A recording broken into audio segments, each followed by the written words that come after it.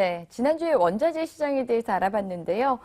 너무 아쉽게 끝나가지고 이번에 또 한 번 이석진 원자재 해외투자연구소 소장님 모시고 이야기 나눠보도록 하겠습니다. 안녕하세요. 안녕하십니까. 네. 오늘 2탄이네요. 아, 예. 이 추위를 뚫고 네. 또 오셨어요. 일산에서부터. 네, 별로 춥지는 않았습니다. 아, 예. 네. 지난주에는 금값 얘기를 많이 해주셨어요. 그렇죠. 네. 예. 뭐 간단하게 좀 지난주에 못 보신 분들을 위해서 네. 예, 좀 간단히 정리를 해주실까요? 네. 간단하게 말씀드리면은 기억을 더듬어 보면은 금이라는 거하고 주식이라는 게 라이벌이다라는 말씀을 드렸어요. 네네.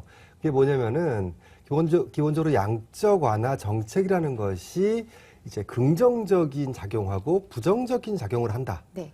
긍정적인 작용을 한다는 것은 유동성이 강화되고 투자가 촉진되면서 주가도 오르는, 네. 당연히 주식이 좋아지는 현상. 네. 그리고 부정적인 효과라고 하면 당연히 물가가 상승하고 인플레이션이 오면서 통화 가치가 하락하기 때문에 이럴 때는 당연히 대체 그 자산인 금이 올라간다. 그렇죠. 그래서 초기 양적완화 정책 때만 하더라도 두 자산이 같이 올라갔습니다. 둘 다 기대감이 높았기 때문에. 네.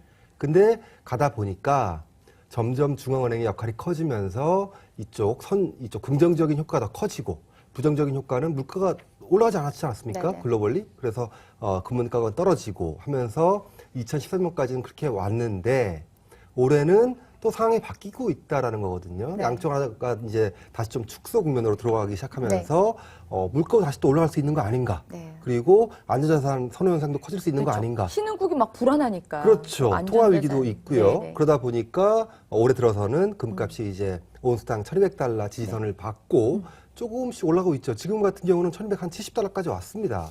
따라서 아직까지 게임은 끝나지 않았다 정도로 지난주에 말씀을 드렸던 것 같습니다. 네. 네.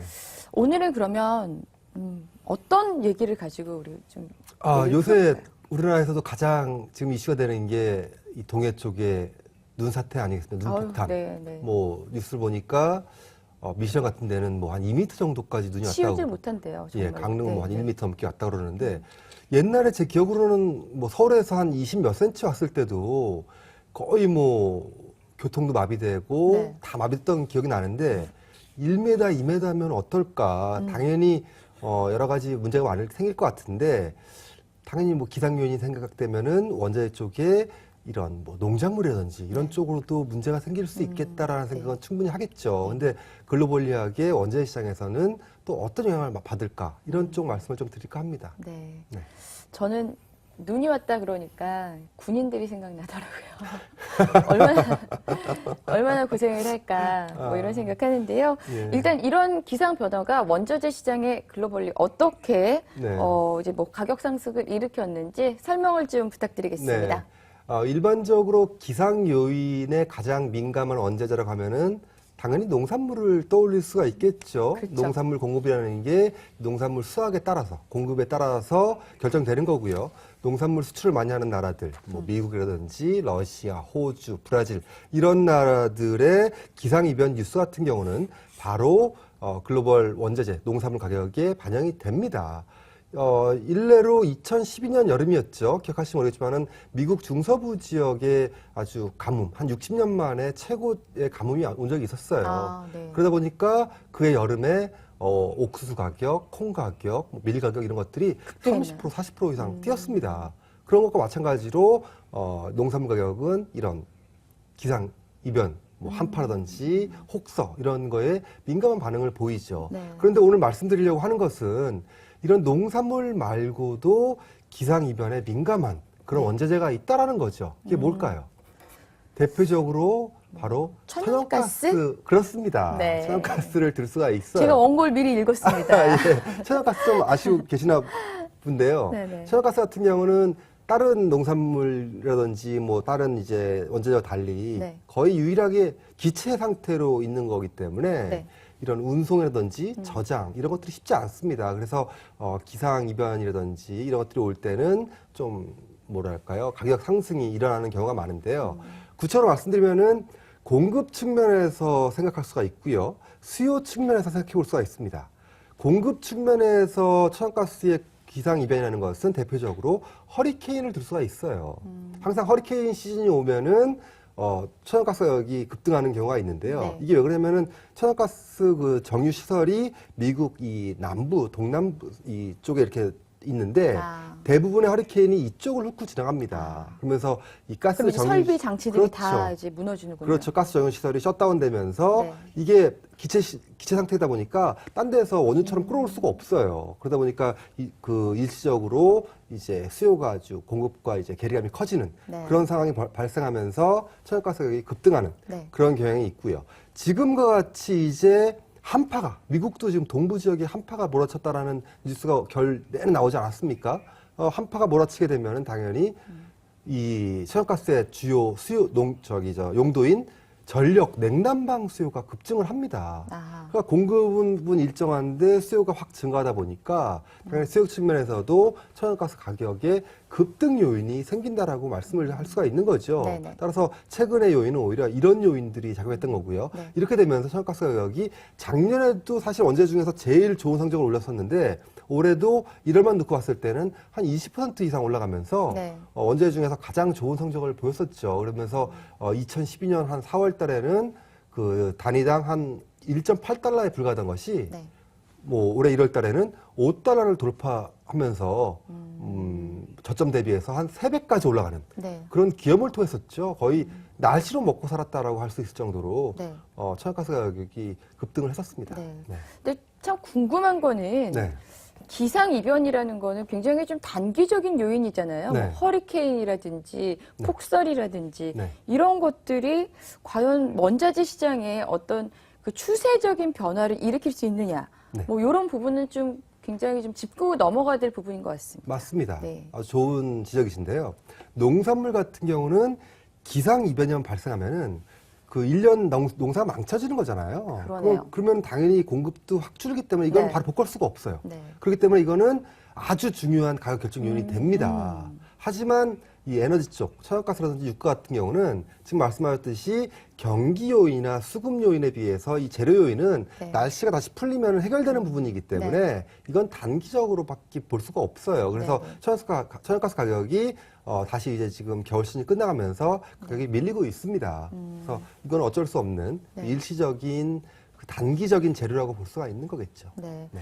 작년에 제가 원자재 그 전망 포럼을 다녀왔는데 네. 뭐 밀이라든지 옥수수 뭐 이런 이제 농산물 가격이 네. 하락세를 면치 못할 것이다. 내년에도 역시 추세 변화는 힘들 것이다. 이런 전망이 나왔었거든요. 네. 근데 지금 말씀을 들어보니까 지금 기상 이변으로 네. 조금은 가격이 상승을 할 것이다. 이렇게 전망을 해주셨는데 네. 실질적으로 올해 이 옥수수, 밀, 뭐 네. 농산물 전망 어떻게 보시는지요? 뭐 개인적으로는 올해가 이제 바닥 국면을 거치는 과정으로 보고 있어요. 네. 그러니까 농산물 같은 경우는 다른 원자재와 달리 네. 다른 원자재 같은 경우는 경기 요인이 네. 제일 중요하고요. 그다음에 수급 요인입니다. 네. 근데 기상 요인은 별로 중요하지 않은데 네. 농산물은 다 다르거든요. 기상 요인도 분명히 중요합니다. 그래서 최근에 한 3년 정도 동안에 이 브라질 쪽이라든지 중남미 쪽의 기상이 상당히 좋았어요. 그래서 작황이 되게 좋아가지고 뭐 대부분의 농산물 가격들이 다 떨어진 상황이죠. 게다가 경기 쪽으로 봤을 때는 물가도 높지 않았기 때문에 당연히 이쪽에 어떻게 보면은 수요가 급증하지 않았던 측면도 있었습니다. 네. 근데 올해 같은 경우는 최근에 보면은 이제 남미 쪽에 작황이 좀 안 좋다라는 얘기 나오고 있고요. 지난 몇 년 동안에 공급이 확 늘었던 측면이 또 이제 줄였던 측면이 있습니다. 네네. 이런 것들을 생각해 보면은 최근에 좋아지는 경기 흐름하고 그다음에 공급 작황의 감소하고 맞물리면서 제가 볼 때 농산물 글로벌리하게 올해 바닥을 치면서 조금씩 이제 좋아질 쪽으로 봐야 되는 게 아닌가라고 생각을 하고 있습니다. 네. 그러니까 농산물 가격이 좀 네. 바닥을 쳤다. 그럼 재고도 그만큼 좀 줄어드는 건가요? 재고. 그럼요. 지금도 사실 올해 들어가지고 나온 뉴스들 보면은 생각보다 농산물 재고가 많지 않다라는 얘기들이 나오고 있고요. 네네. 제가 지난해 말부터 말씀드렸던 커피 같은 경우도 네. 최근에 그런 재고들이 감소했다라는 요인에 의해서 가격이 지금 뭐 연초 대비해서 한 10% 가까이 오르는 네. 그런 모습을 보이고 있습니다. 굉장히 인상 깊었던 게 네. 커피를 중국인이 마시게 되면 어떻게 될까? 그런 말씀을 그것도 지난번에 보셨어요? 해주셨어요. 네네.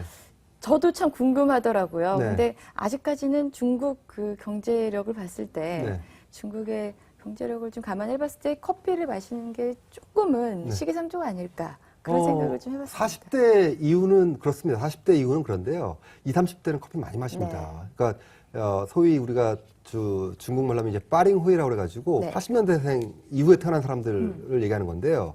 이 친구들은 거의 뭐 이제 소황제 이런 취급도 받고 네. 그다음에 서구 문물에 많이 익숙해지다 보니까 상당히 서구화되면서 이런 음료 문화도 바뀌고 있고요. 더 중요한 거는 기본적으로 커피는 선진국으로 가면 갈수록 많이 마시는 그렇죠. 음료입니다. 네. 소득과 아주 정비례해요. 중국도 지금 소득이 계속 증가하고 있거든요. 다른 나라도 마찬가지입니다. 다른 신흥국들도. 도시화도 빨리 진행이 그럼요. 되고 있고요. 네. 네, 네. 네, 잘 들었습니다. 예, 그렇게 생각합니다. 네, 이번에는 국제 유가를 한번 짚고 넘어갈게요. 네. 국제 유가 최근 들어서 조금씩 오르고 있는 모습인데요. 앞으로 전망 뭐 어떻게 봐야 되는 건지요? 네, 단기적으로 국제 유가 뭐 오늘 WTI 기준으로 해주 네, 100달러. 조금 넘었더라고요. 예, 네. 아주 지난 가을 이후에 이제 처음 벌어진 일인데요. 그렇다고 해서 많이 오른 건 아니에요. 지금 원유 같은 경우, 유가 같은 경우는 WTI 기준으로 거의 박스권에서 박스권이죠. 뭐 네. 90달러에서 90달러에서 110달러 네. 여기서 계속 움직이고 네, 있는데요. 이게 사실 뭐 과거와 비교해 보면은 참 특이한 현상이죠. 과거에는 원유라는 게 변동성의 제왕. 그래가지고 엄청나게 변동성이 높았어요. 아, 네, 그렇죠. 2008년도 기억하실지 모르겠지만은 유가가 150달러까지 갔다가 막 올 쇼크 온다고 그렇죠. 막 난리 쳤죠. 30달러 때까지 떨어지고 네. 1년 동안에 5배가 이렇게 벌어졌던 기억이 있거든요. 변동성의 제왕이라고 했는데 최근에는 오히려 안정성의 제왕이라고 불릴 정도로 유가가 이렇게 많이 좁아져 있죠. 뭐 혹시 차트를 보여주실지 모르겠지만은 이 변동성이 보면은 이제 종 모양으로 가면 갈수록 변동성이 줄어드는 거고 퍼지면 퍼질수록 변동성이 높은 건데요. 2008년부터 최근까지 이렇게 보시면 지금 차트 나오고 있네요. 네. 지금 이렇게 플랫하게 있는 거는 변동성이 상당히 높은 겁니다. 거꾸로 이렇게 종 모양으로 가까워지면은 변동성이 낮아지는 건데 지금 매년 변동성이 낮아지고 있다는 걸 봤을 때는 이게 일시적인 현상이 아니라 추세적인 상황이다.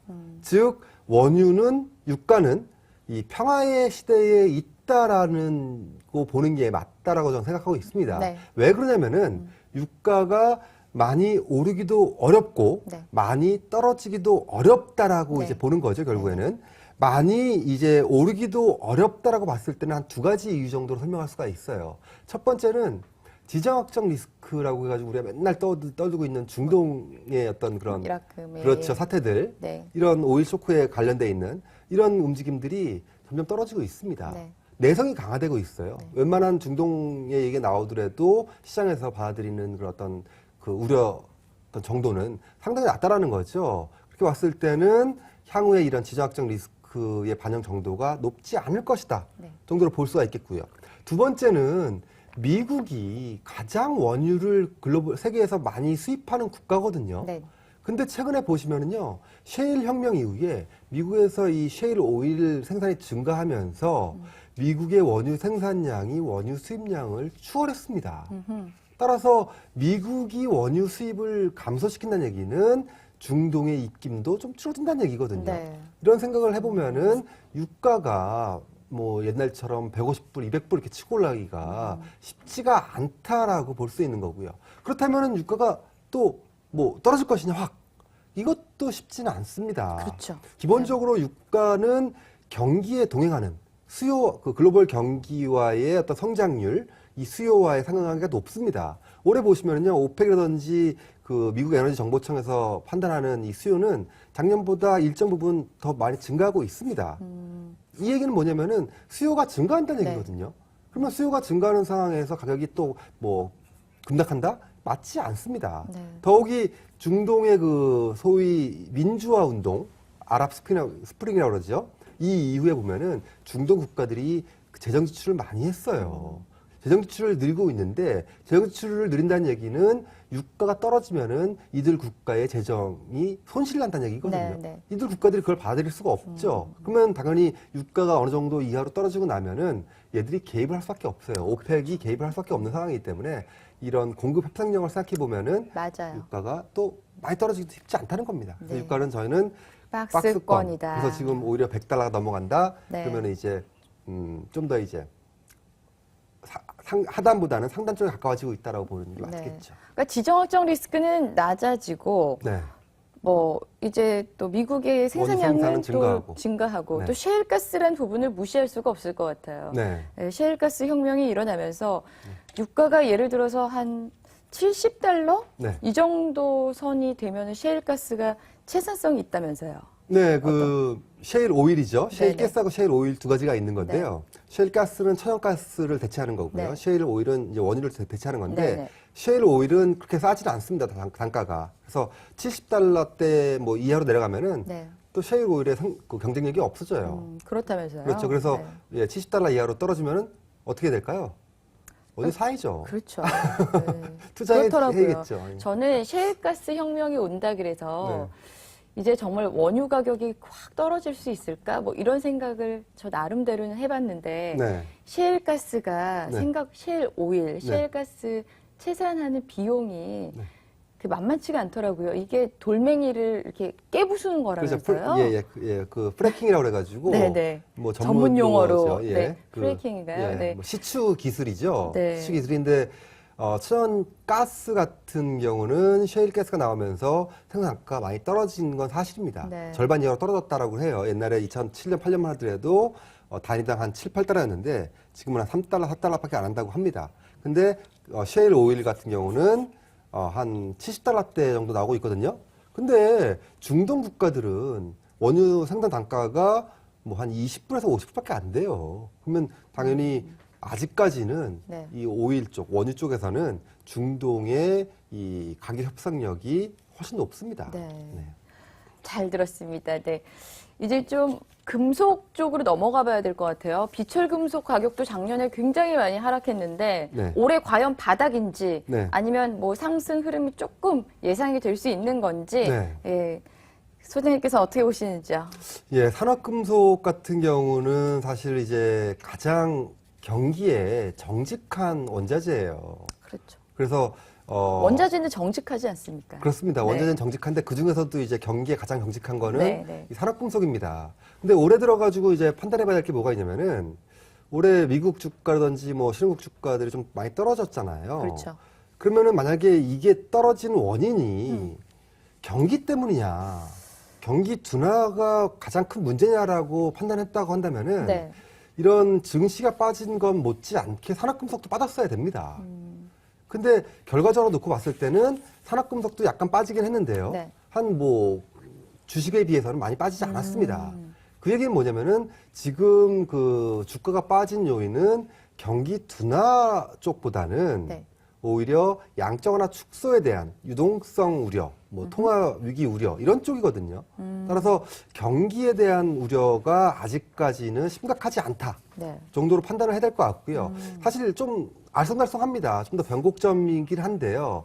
아직까지는 제조업 지표라든지 뭐 이런 지표들 나오는 것들을 한두 번은 더 봐야 될 것 같아요. 네, 네. 그래서 제 생각에는 산업금속은 오히려 그 지난해하고 지지난해와 달리 올해 같은 경우는 거의 글로벌 경기가 바닥을 치고 올라오는 국면에서 봤을 때는 네. 얘들도 턴어라운드를 하고 있다라고 보고 있거든요. 네, 네. 또 하나 이렇게 봐야 되는 근거 중에 하나가 네. 지난해 여름 한 6월달, 7월달 경이었죠. 이때 어떻게 보면 양적 완화 축소 우려가 나오고 경기 둔화가 우려가 나오면서 가격들이 쭉 빠질 때 산업금속이 무지막지하게 빠진 적이 있었어요.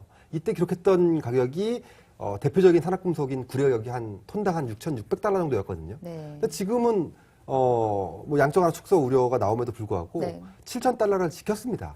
어떻게 보면 상당히 중요한 지지선이라고 볼 수 있는 거거든요. 그리고 지금 다시 또 올라오고 있고요. 그렇게 봤을 때는 산업금속 측면에서 봤을 때는 오히려 양적 완화라는 이슈가 이 무게감이 떨어지고 네. 글로벌 경제 성장이라는 이슈 쪽으로 옮겨오면은 나쁠 게 없다. 그러니까 지난 3년간의 부진에서 탈출하는 네. 그런 국면을 지나고 있다라고 보는 게 가장 적절할 것 같습니다. 네. 일단 그럼 이제 뭐 아주 바닥권은 지났다. 뭐 이렇게 좀 평가를 네, 저는 해야 그렇게 되는. 생각하고 있습니다. 네. 네. 근데 뭐 실질적으로 이제 원자재 가격이 낮아지면 네. 뭐 좋은 기업들도 많잖아요. 네. 이제 이걸 원료로 쓰는 기업들 같은 네. 경우에는. 네. 근데 이제 소장님께서는 이제 원자재를 직접적으로 이제 뭐 투자하는 분들한테 네. 또 조언을 많이 해주실 네. 텐데요. 네. 원자재 투자는 어떻게 하는 게 좋나요? 그것도 사실은 이제 아주 케이스 바이 케이스인데요. 네. 무수히 많습니다. 근데 이제 소위 이제 증권사를 처음에 이제 고객들이 가시잖아요. 네네. 그러면은 주식 투자를 하시겠다고 가시면은 그 이제 창구에 계신 직원분들이 네. 소위 이 투자자분들의 성향을 파악을 할 때가 있습니다. 어떤 식으로 파악을 하냐면은 설문지를 주고서 뭐 이렇게 체크를 한 다음에 예, 그렇게 한 다음에 이제 체크를 한 다음에 이제 성향을 말씀하시는데 결국에는 본인의 성향에 따라서 원자재 투자도 할 수가 있습니다. 본인 성향이 안전자산 투자형이다라고 생각하신 분들은 펀드라든지 ETF, DLS 뭐 이런 식으로 투자하실 수 있는 방법도 있고요. 본인의 성향이 좀 더 공격적이다. 이런 분들은 직접 선물 투자를 하실 수가 있어요. 그래서 케이스 바이 케이스로 나는 좀 더 안정적이기 때문에 이런 투자가 적합하고 나는 좀 더 공격적이기 때문에 이런 투자가 적합하다라고 판단을 하시면은 얼마든지 길은 뭐 이런 선물 회사라든지 증권회사 이런 데 은행 가시면은 널려 있습니다. 네. 예. 관심이 제일 중요하다는 거죠. 아, 네. 네. 네, 오늘 이석진 해외 원자재 연구소 소장님 모시고 얘기 나눠봤습니다. 오늘 도움 말씀 너무 감사드립니다. 고맙습니다. 네.